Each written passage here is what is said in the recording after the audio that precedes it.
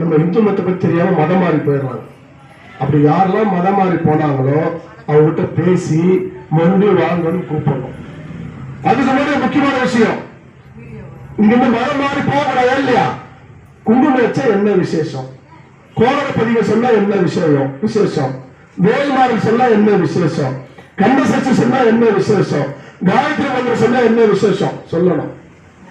இதெல்லாம் நீங்க தெரிஞ்சுக்கிட்டு நம்ம ஹிந்து மதத்துல நீங்க எந்த சாமியா கும்பிடு, மரத்தை கும்பிடு, செடியை கும்பிடு, வேலை கும்பிடு, சேவலை கும்பிடு, ஆடை கும்பிடு, புலீஸ்வரனை கும்பிடு, வீரபத்திர கும்பிடு, யாரோட கும்பிட்டுக்கோ, நெத்தில பொட்டுவை எல்லாருக்கும் நல்லது செய். அப்படி சொல்லக்கூடிய பெரிய இந்துன்றது மதம் கிடையாது, தர்மம்.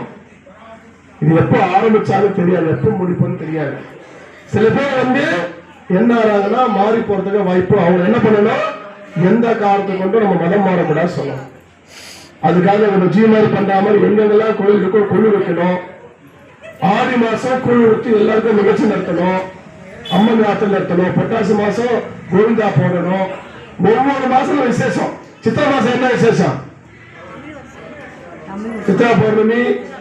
சித்திரை வைகாசி என்ன விசேஷம், சித்திரை வைகாசி. ஆணி என்ன விசேஷம், திருமஞ்சள்.